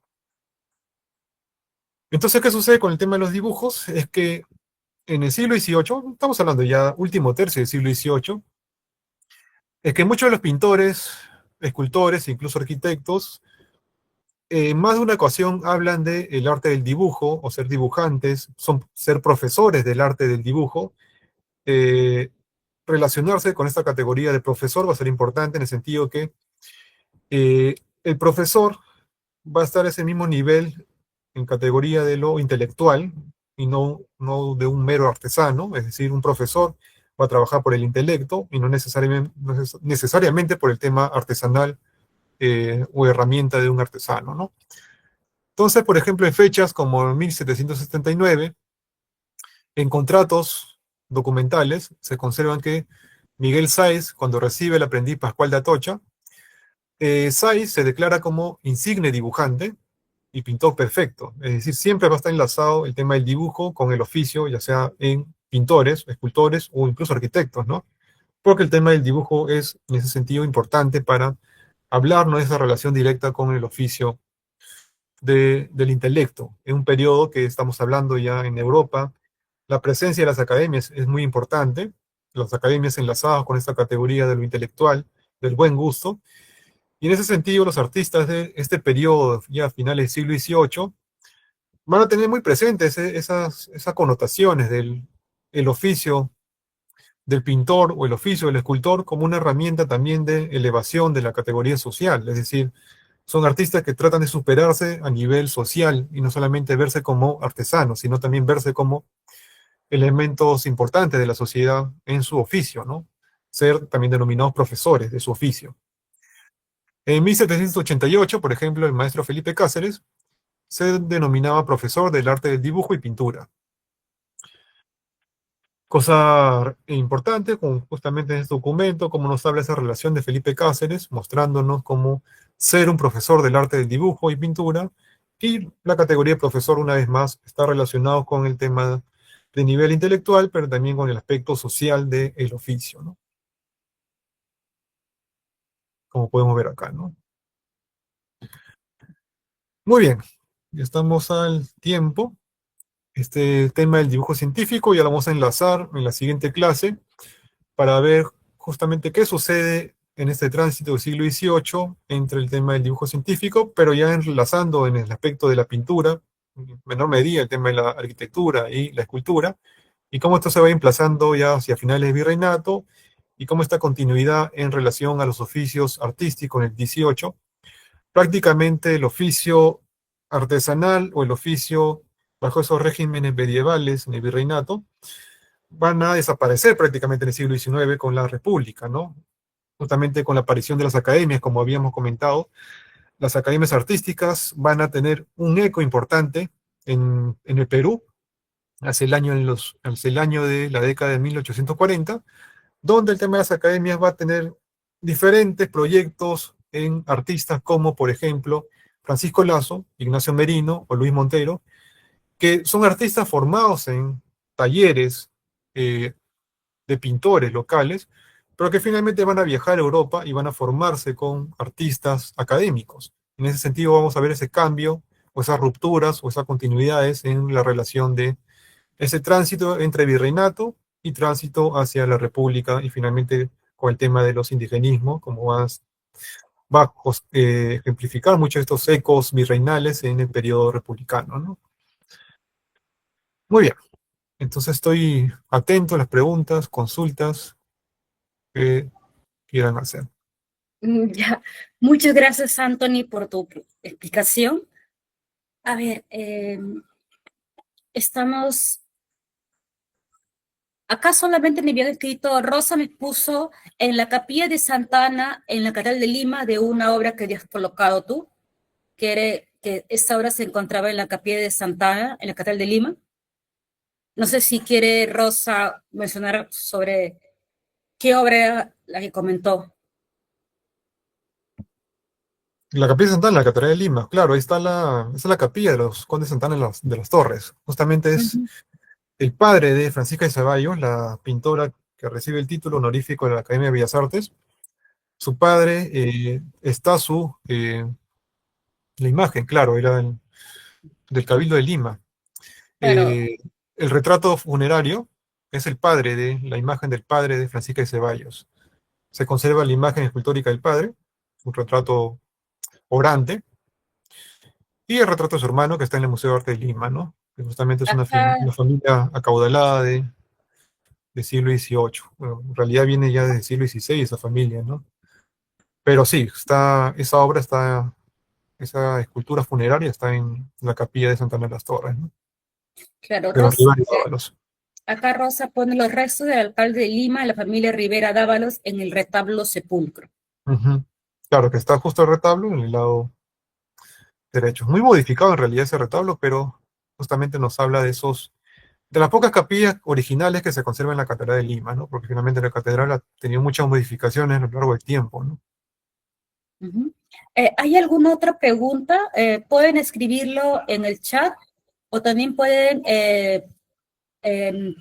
decirlo verbalmente, activando su micro.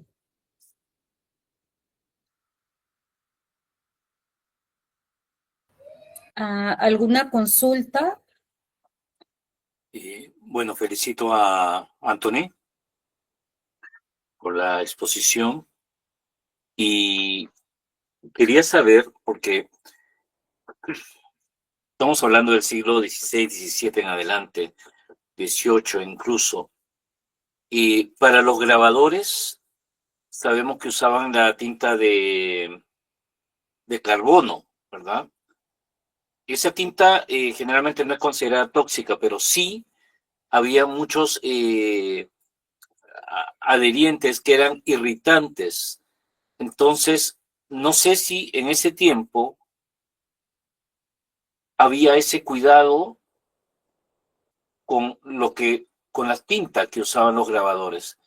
¿Por qué te digo? Porque he estado ahora en julio haciendo un estudio, mitad de año, por ejemplo, con lo que es el óleo, por ejemplo, con lo que le pasó a Francisco de Goya, ¿verdad? Con los pigmentos. Entonces, como inicialmente se podía trabajar en el grabado, pues que es un arte, me imagino que los vapores que inhalaban, eh, no sé qué medidas había ahí, o si verdaderamente se ha hecho algún estudio sobre la intoxicación, por ejemplo, que se podía dar en ese tiempo. Eso es, Antonio. Sí, muy interesante. En realidad el tema de materialidades es muy poco lo que se ha trabajado. El tema de grabado, por ejemplo, actualmente hay especialistas en temas virreinal. Un libro reciente que han publicado sobre el tema de grabado es de Emily Floyd, que es su tesis doctoral, Perdón, ¿me donde repites? trabaja el tema de las tintas, el negro, el artículo está relacionado al color, el negro el negro en el color, el negro como color en el grabado virreinal, que es un libro que está en acceso, un texto que está en acceso público, un artículo muy interesante. Pero el tema de las tintas, cuando mostré, por ejemplo, grabados a partir de la técnica de la calcografía, es decir, la calcografía es la matriz, es el metal, el cobre. Correcto. Se hace el diseño a partir del dibujo, a partir del material del cobre, se hace el diseño, y finalmente sobre ese diseño de la matriz se coloca la tinta, ¿no? Generalmente la tinta el tinta puede ser tinta de glutinante de hierro, pero también se utiliza hollín en algunos casos, y se mezcla con un agua gomosa, generalmente, ¿no? Y puede ser diferentes niveles de compuesto de Toxicidad. hierro, algunos más niveles de hierro, algunos menos niveles de hierro, algunos con más componentes de hollín, etcétera, pero que finalmente se utilizan para el tema de calcografía, el tema de las matrices de madera. Pero a diferencia de estas técnicas, hay que tener en cuenta que Goya trabajaba también el tema calcográfico, pero Goya trabajaba la técnica del aguatinta. Correcto. La aguatinta se utilizan, aparte de las propias tintas del hollín o el hierro, se utilizan sustancias químicas, ácidos. Y el ácido, obviamente, es un elemento, la evaporación de un ácido, no sé qué, no estoy muy seguro qué tipo de ácidos se utilizaban para el agua tinta, pero son elementos muy tóxicos. En ese sentido, ¿por qué? De ahí que lo afectaba a Goya este uso de esa técnica, ¿no? Ya que es una técnica muy, en cierto sentido, peligrosa por la inhalación de los ácidos, ¿no? Claro. Pero lo que sucede en el caso virreinal, en el caso peruano, lo más general es el uso de la calcografía, es decir, las matrices de metal de cobre. Y también a la par el uso de las matrices de madera, ¿no? Con el entintado a partir de las tintas de hierro o de hollín. Y es lo que vemos justamente en las imágenes que algunas mostré, por ejemplo, el de Juan Bautista Planeta, como este dibujo que está hecho a partir de la parte trasera de una carta de pago. En la parte superior se ve marca de la tinta, es decir, la oxidación de hierro. Mientras la tinta tenga más hierro, componente de hierro, es más susceptible a la oxidación y que el papel se queme. Eso a pesar que son papeles gruesos, consistentes, porque son papeles verjurados, que están hechos a partir de masas de algodón, masas de lino, y que son bien duros esos papeles. Y estas tintas con más hierro, compuesto de hierro, las queman. Es muy típico, ¿no? En el caso limeño, hierro con humedad, prácticamente estos documentos se pierden, se oxidan con el tiempo, ¿no? Pero el agua fuerte no estoy muy seguro. Me parece que no se utilizó acá en mi Renato peruano, el agua fuerte, parece que no fue uso frecuente, porque hasta el inicio del siglo XIX, lo más común era utilizar las matrices de metal, cobre, y en menor medida el uso de las matrices de madera, ¿no? El cobre te permite sacar más reproducciones de copias de grabado, a diferencia de las maderas, ¿no? Ujú. Pero el agua fuerte, como lo utilizaba Goya, no era muy, no se tiene documentado, no se tiene mucha seguridad si se utilizaba en el caso virreinal peruano.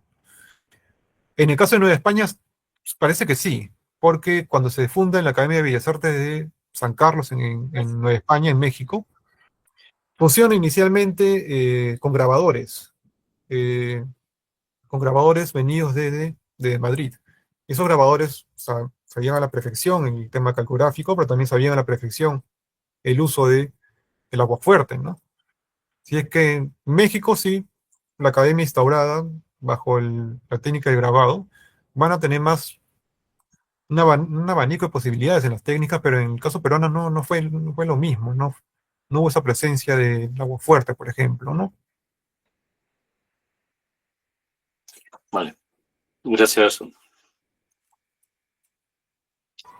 Anthony, una consulta. Justo cuando mostraste uno de los dibujos de estos escribanos, no sé, estos escribanos manuales, me llenó mucho la atención que la diferencia es entre algunos escribanos y cuando hacen sus dibujos, parece que están usando los mismos trazos casi de la caligrafía, mientras que este padre dominico, que creo que lo he visto donde Melesio, en el archivo de los dominicos, y claro, se nota pues que el que está en el archivo de los dominicos, que no recuerdo realmente el autor, es un trabajo muy fino de alguien que sí domina la pluma, ¿no? Y que hace puntos, tramas, ¿no? O sea, el trabajo es muy meticuloso, ¿no? Y que revela que esa persona no es solamente alguien que sabe escribir, sino que evidentemente sabe dibujar, ¿no?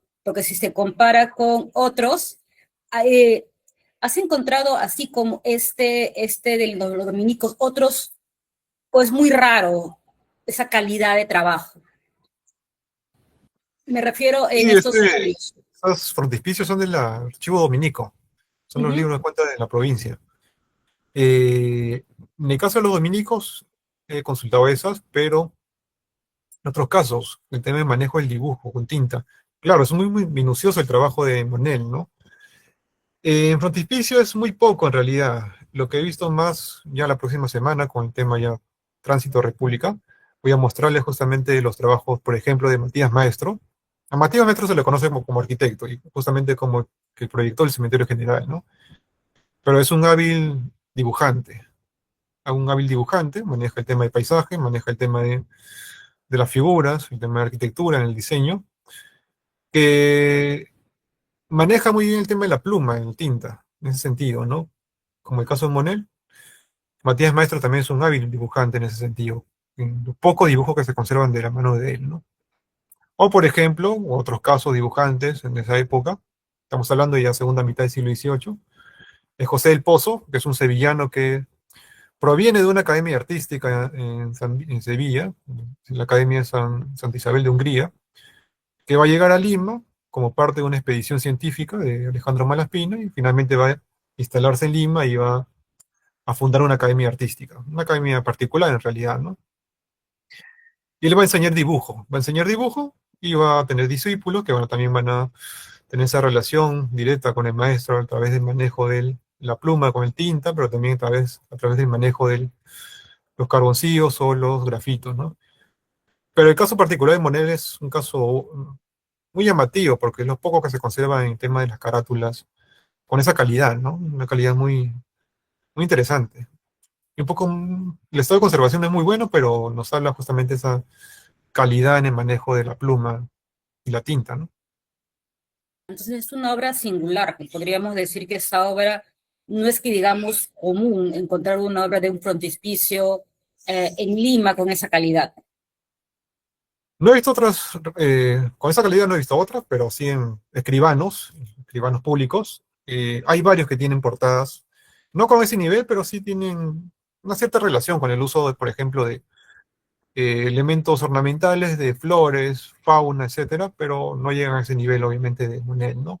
Porque son escribanos, finalmente, no son personas de la escritura pública, y no necesariamente son artistas, como lo que sí más nos refleja Monet, ¿no?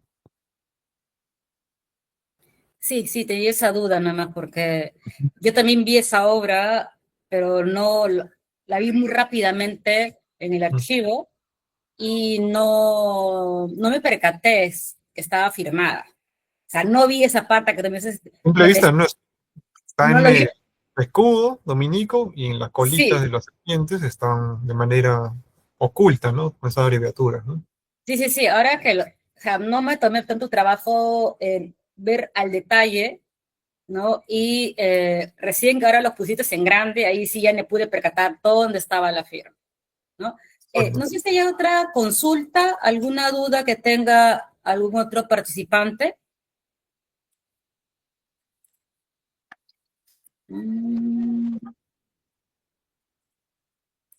A ver, ¿qué te ha puesto ahí? ¿Se podría decir que los aprendices de los talleres, en el caso peruano, comenzaron su labor siendo muy jóvenes?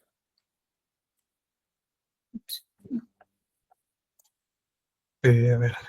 mm, Sí, la mayoría, en realidad todos los pintores o escultores forman desde muy niños, ¿no? O desde adolescentes, en realidad, ¿no? Por ejemplo, para ver un caso más concreto, un caso más conocido por todos, Miguel Ángel, italiano. Miguel Ángel se formó en un taller desde muy niño. Tuvo esa etapa de aprendiz, finalmente pasó a oficial y finalmente fue examinado por el gremio de San Lucas. San Lucas, el gremio de pintores italianos. San Lucas es un santo relacionado con la pintura porque fue el santo que pintó a la Virgen, ¿no? En ese sentido, muchos de los gremios de pintores en Europa tienen la advocación de San Lucas. Eh, Todos los artistas de Renacimiento, prácticamente hasta el siglo XVIII, a pesar que habían academias artísticas, vinculados a talleres, vinculados a gremios, se forman desde muy joven, desde niños o de adolescentes, ¿no? Y van pasando esas etapas, ¿no? Que es un sistema, una vez más, es un sistema medieval, es un sistema que viene desde la Edad Media y se instaura de manera prolongada hasta toda la Edad Moderna, ¿no? Y en el caso peruano sucede lo mismo, ¿no? No es que eh, artistas como, por ejemplo, Medoro Angelino o Bernardo Vitti, o Mateo Pérez Alessio, hayan aprendido de manera autodidacta, sino que han tenido maestros, han iniciado como aprendices, han aprendido a dibujar inicialmente, han aprendido a moler los pigmentos o a preparar un lienzo, ¿no? Si bien es cierto, no se tiene mucha constancia el tema de sus maestros directos, por evidencias de, no hay muchas evidencias en realidad de documentos de a qué talleres pertenecieron, pero que lo más posible, no lo más posible, los más evidentes que se formaron en talleres desde muy jóvenes, ¿no? Para ejercer el oficio. Y estamos hablando de sociedades artesanales que tienen que manejar a la perfección el oficio, porque estamos hablando de tema de competencia laboral. Es una competencia laboral constante a lo largo de todas estas corporaciones artesanales. Todos están en constante competencia laboral por recibir encargos, etcétera, ¿no? De ahí que Alessio, Mateo Pérez Alessio, llega a Lima hacia último tercio de finales del siglo XVI, por el tema de, especialmente, de buscar un nuevo mercado en territorio americano, ¿no? Él estuvo en Roma, estuvo en Sevilla, y finalmente de Sevilla parte a América para buscar un mercado nuevo, y también él mismo lo señala, buscar fortuna en ese sentido, ¿no? Buscar fortuna en el comercio, ¿no? Muy aparte de Vitti, por ejemplo, ¿no? Vitti es un hermano que pertenece a la Compañía de Jesús y su labor exclusivamente es pintar obras para el proceso de las misiones y catequesis en ese proceso de evangelización, ¿no? De cultivar o enseñar a través de las imágenes, ¿no? Que es muy diferente a un artista de un taller dedicado al tema de comercio, ¿no? Pero sí, en reglas generales son artistas que se forman de muy jóvenes, ¿no? Muy niños o adolescentes. Qué impresionante eso, Anthony, ¿eh? Como tú dices, una tradición muy medieval. Eh, Giorgio Vasari, cuando cuenta la historia de Chimahue, cuando ve a Giotto pintando esa famosa roca, la oveja en la roca, era un niño y se lo lleva de niño a hacerlo siendo su aprendiz.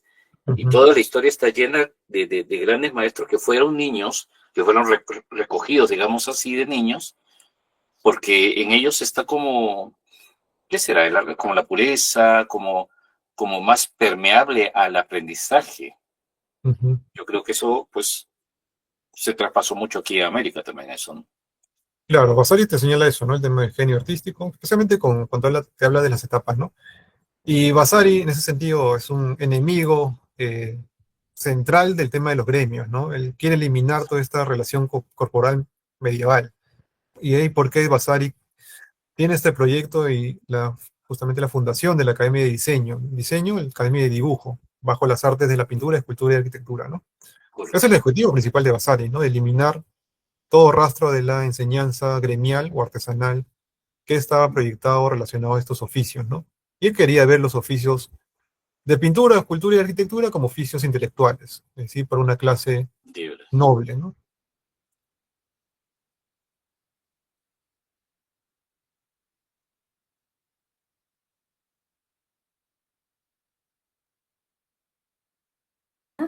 Creo que ya no hay otra pregunta. Estaríamos, parece, finalizando esta sesión. En la semana que viene, el profesor Anthony va a continuar con otra sesión. Va a ser también a las 6 de la tarde. ¿Ya? Vas a la sesión que viene, vas a hablar, creo que sobre antecedentes virreinales del indigenismo y del arte del indigenismo y del arte del siglo XIX, creo, ¿no? Sí, es el tránsito de virreinato a república, ¿no? Especialmente con el tema del indígena. Ah, correcto. Sí, vamos a ver esos aspectos centrales, ¿no? Y un poco enlazando lo que habíamos visto hoy día, ¿no? Con el tema de dibujo. Sí, ¿ya? Muchas gracias con todos los presentes. Agradecemos al profesor Anthony, que justo nos ha compartido parte de su tesis. Es lo que estás investigando para tu doctorado, ¿no? En torno a lo que es el dibujo, me parece. Sí, es parte, que es un poco que estoy trabajando y que es muy interesante en realidad, para ver justamente esta relación con las artes mayores, porque finalmente todos artistas se forman en el dibujo inicialmente, ¿no? Es algo elemental en esta formación de un artista, pintor o escultor, ¿no? Ujú, ujú.